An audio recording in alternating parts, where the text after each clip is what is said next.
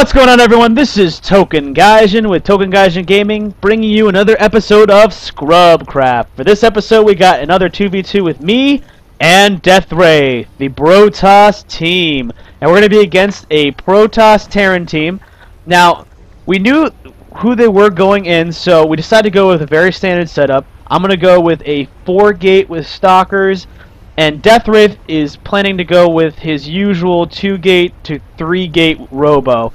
And the build for a Robo and gateway opening, it varies based on map and what you're trying to accomplish. Usually in 2v2 you want to go for, instead of going for the 3 warp gates and the Robo, you want to go for a 2-gate, because I'm going to get enough Stalkers out anyway, and he's just going for Zealots and he wants to get Immortals. And it's important to mass the Immortals if you're going to do so. And since we're playing a Terran, and you know how Terran, if you've ever played 2v2, 3v3, or 4v4, or actually even 1v1, I mean, to hell with it, Terran do it all the damn time. The MMM ball, yes, the dreadedly stim-packed MMM ball of doom. So we want to get those colos out as early as possible, so it's usually more advantageous to get out the 2 gateways in the Robo as opposed to the 3-gate Robo.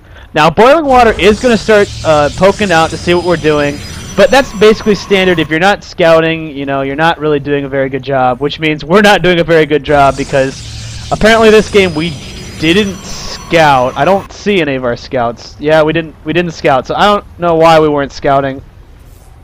But anyway, we were doing a really bad job of that, and he's going to poke him to my base, and now you're going to see something that I did not expect. He's going to poke out, he's going to see what I'm having. I'm getting my Ass Molester out. Yep, my simulator, the Ass Molester. And he drops a pylon in plain sight. Now, I don't know if that was to try and get Deathwraith off of him, but what... I mean, I don't really know, didn't know at the time what was going on, but then we figured out, like, a second later, it's like, oh god, he's got it, the dreaded Forge, and he's going for Cannon Cheese. But the thing about the Cannon Cheese is, it's kind of a dumb play if you think about it, because he is building the Cannon Cheese in plain sight, and my Zealot's just going to come out and go, hell no, you're not building a cannon here. I will break this before you even get it out. So my Zealot is just going to town, and he's just like running his little probe around like, oh god damn it, and he drops it. So my Zealot's going to clear this pylon, and lo and behold, he's dropped another one over here, and he's got other freaking probe dropping shit. So Boiling Water has basically just started trying to cheese the shit out of us with these pylons and probes. But at the same time, even though cannon cheeses are very effective, he is doing a terrible job of doing it. Why? Because he's putting it in plain sight. Our Zealots know exactly what's going on. We have the drop. And I mean, we're Protoss. Like, I mean, if you popped in our base and you saw we were going to, you know, not building up troops right away, we're doing our, you know, our standard opener, we weren't getting Zealots at the time, why would you waste your minerals putting your pylons in plain view where they're just going to be taken down? Now, Deathwraith does get some probes out. We didn't know if we were going to be... He didn't see at the time because he was trying to concentrate on his macro, but I did get my Stalker over there in enough time, so we didn't really have to worry about it. But this cannon rush is just going to go down. And if you do a cannon rush on this level, take it from a Protoss who used to cannon rush all the time when he was scrub level and we couldn't win. This is where you want to do it. Right here and right here. If you build the pylons down here, and then when you act like you're coming up to scout, you can instantly drop the cannons. Plus, you can drop a cannon back up here. So they send one Zealot or something to try and take out the cannons warping in. You have the line of sight you need for this cannon to take it out. And then you can just stay there with your probe protected and drop another pylon and expand it on up. So, yeah, I really don't like to, you know, let people know how to effectively cannon rush, because I'm not a big fan of cheese. But if you're going to cannon rush, at least fucking do it right. So they're going to have to recover, and he's going to cannon up this expansion, and we already assumed they're going to do this because a cannon rush is very mineral expansive. So we already knew that they are going to cannon this up, and they're going to fast expand. At least the Protoss is. And the Terran is doing the very standard. He's getting his 3 racks out. He's getting a Marine and Marauder ball going down. So he's getting ready to pump out forces to defend this. And they're basically just going to turtle up, which is really easy for both Protoss and Terran to do, especially Terran. I mean, when you're in a low league situation, expect most Terran to turtle up. Like, yeah, they'll poke out and test the water, but they're gonna have a lot of resources pumped into defenses at their base so they can just turtle.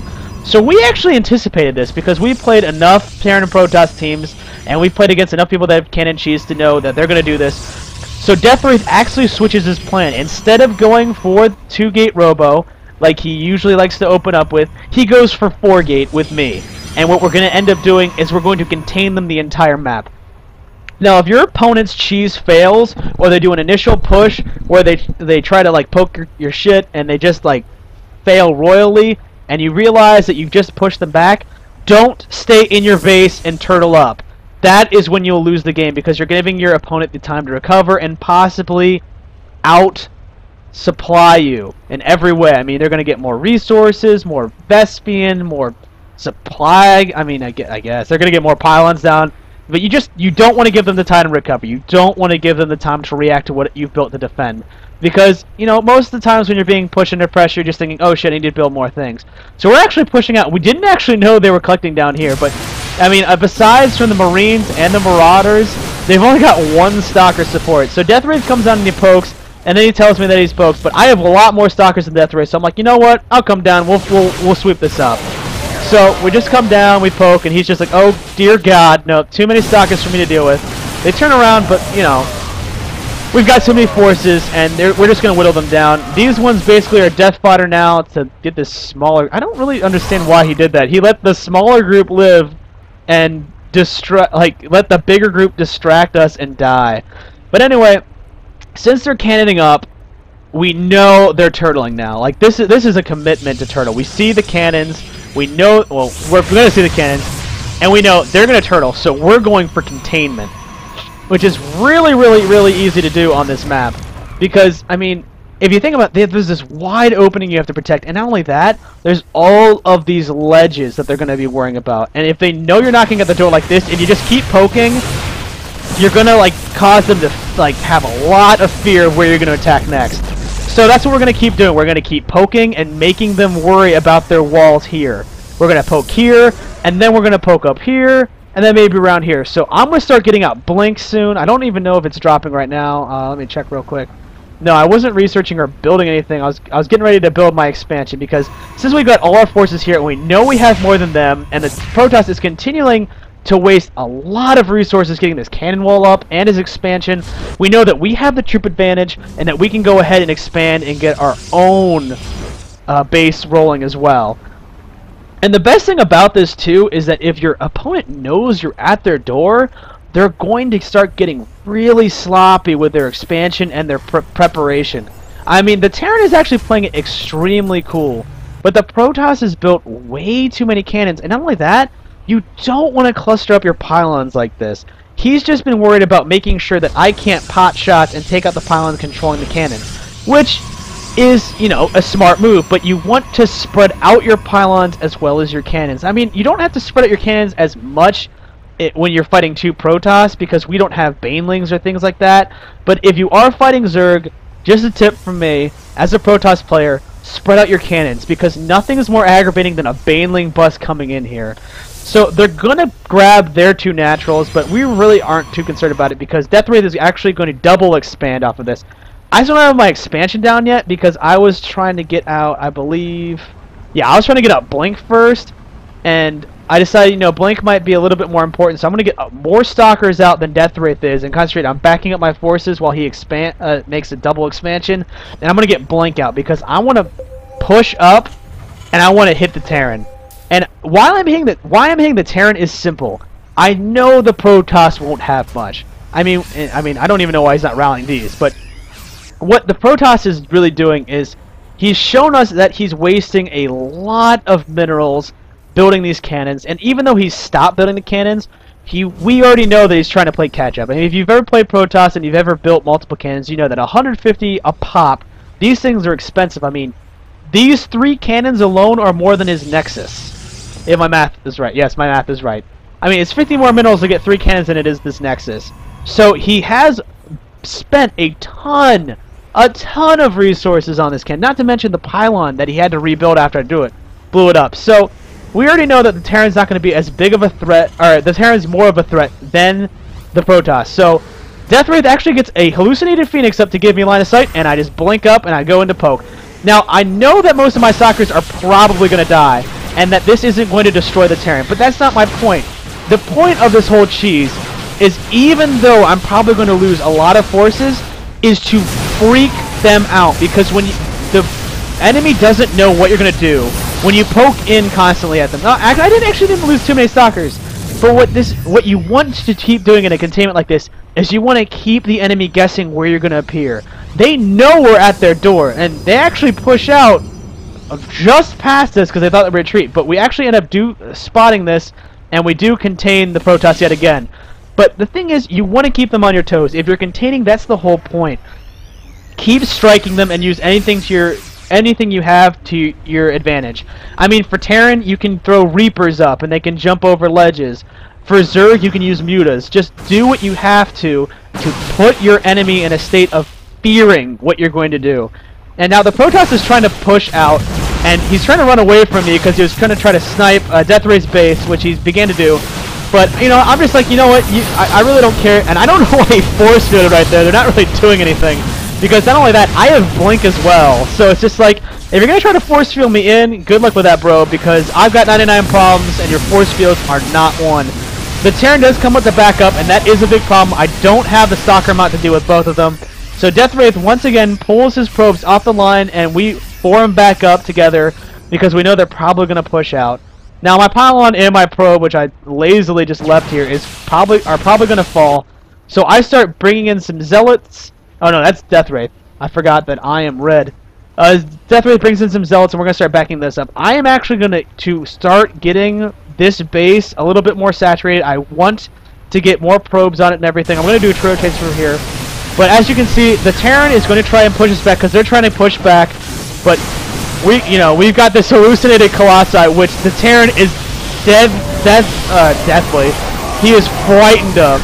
And the best thing about hallucination is they have no detection. They have no idea that it was fake.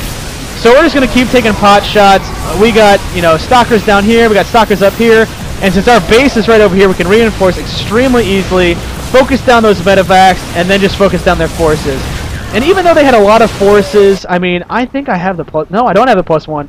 But we just have, better forces for... We have more stalkers, we had more of them, and we had a better positioning. Which, even though our positioning, even though it was better, was not very good at all. I mean, we were kind of spread out in a shitty C formation or some bullshit. But anyway, I want to position my stalkers up here because Deathwraith wants to get this high yield and keep it. And I realize that, the Protoss taking pot shots from this ledge will be a pain in the ass for him. So I put my stalkers up here to defend him, and he's going to defend the low ground for me. But, I don't see anything coming, so I'm just like, whatever. I'm just going to, blink down and just chill, I guess. My second base is coming along rather nicely. Deathwraith's second base isn't as saturated, but that's because he's spending a lot more of his resources getting the high grade up. And it's a risk-reward kind of situation when you get the high grade, because you will go through the high grade a lot faster than you were a regular mineral patch, but at the same time you're also putting a lot more income. So it's really a really smart play. Plus, once the high grade is gone, he's still got this base to fall on because he's not really mining much from it. So I'm going to get some more Blink Stalkers in, build my pylon down here so I can reinforce because they took out my other pylon. My probe is still here, and I think it's kind of funny that I never really noticed that it was still there. The Terran and the Protoss are starting to build back up. He's getting some Vikings, and I think the reason why he's getting Vikings is in retaliation for that hallucinated Colossi. But we don't really have Colossi, so and I think the Terran was actually playing it really smart because he got a Raven out too, so he wasn't sure if the Colossi was real or not, so he's going to make sure and check. The Protoss is getting out Colossi. The Robotics Bay is researching that Thermal Lance, and he's getting another Forge. So they're actually adapting pretty well, but they just don't have the troop allotment that we do, and we have more minerals and resources to utilize. Plus, I don't think he has Blink. No, he doesn't have Blink. He's getting... Wow, he's getting charge lots. I didn't actually notice that. Well, he does have a couple charge lots, but we have way too many stalkers for charge lots, so I really don't know why he's getting charge lots instead of Blink. He's more stalkers, and he should be probably concentrating on building those more because those are going to be a little bit more troublesome for us to deal with. Now, the Marine Marauder Ball is coming down nicely. He is getting out these Banshees. I didn't see the Banshees at the time, so that is kind of troublesome because Banshees, if you've ever played against them, you know how annoying they can be. If you've ever utilized them, you know how awesome they can be. And the Protoss, oh no, the Terran is actually getting a third down here that I did not notice, but I am also planning to get a third down there as well. And I have a third coming in at the high grade because my main mineral line is nearly depleted. I had extra probes on it to try and do that push in the contain, and it really cost me that my whole mineral line. And it was like, you know what, whatever. I'll build up the high grade because I have Deathwraith right here. And then I get some DTs out because, you know what, there's nothing wrong with DTs. Some invisible forces. Unfortunately, the Terran does have that detection, but, you know, whatever. DTs are awesome. Their attack is superb. I mean, their defenses are shit, but if they don't have detection, you'll find them in a world of hurt. So we see them poking around up here, and the Terran moves this way. I see him poking my base. I'm like, oh, hell no. And I get really bad positioning here, so I move my Stalkers away, and I move my DTs this way to deal with the Colossi. I don't know they have detection, but since the Colossi are on their own, I'm just like, you know what? I'm just going to go poke on my DTs, but my DTs, I put the attack command and they didn't go. I don't know why they didn't. I don't know if it's because of this or maybe I misclicked, but I'm just sitting here like, why? So, the Terran's going to charge into our base. I reinforce with some more Stalkers, and we're basically having an epic battle. But Deathwraith has a lot of troops because I'm trying to do an expansion right here and putting a lot into it. Deathwraith just chugged out units, and we were able to just take this down. Now my DTs are going to just start whittling away these Colossi, and they don't even know they're here, which is just an amazing, amazing thing. And he tries to poke up into my base, and it's like, oh, hell nah, bro. I got Stalkers here, too. That Colossus is going to go down, and it's just like, oh, God. The Terran's just like, I am not dealing with that at all. I mean, Deathwraith just has a heinous amount of troops. And the reason why Deathwraith has so many more troops than me at the end right here, before the Protoss decide, I don't think I can win either, is because he got this high grade early, and look at all the probes. And I think that might be a little too many. Yeah, that's way too many probes. But what Deathwraith was, oh, he put all his main, I didn't know his main base was saturated. But what he did was he got the high grade super early and he concentrated on that, while he also had this backup expansion. And while it was super, super risky, it paid off for him. And look at the amount of troops he was able to make compared to me. I mean, I had a lot of troops that died, and I did have some nice DTs and some tech, but the whole point was I was supposed to do the initial poking with my Blink Stalkers, and he was supposed to build up while I was doing that. And that's basically how you do a contain on a really large map. I did play a little bit more lackluster than I would have liked to, but it really, really doesn't matter because when you in 2v2 and 3v3 and 4v4, it's about the team effort and not the individual effort. And we both did a lot of really good work on this game to not only contain, but to stop a cheese and to counterattack all of their attacks. I mean, they kept pushing out and they just couldn't beat us. And anyway, that's it for this match. This is Token Gaijin signing out. See you next time, nerds.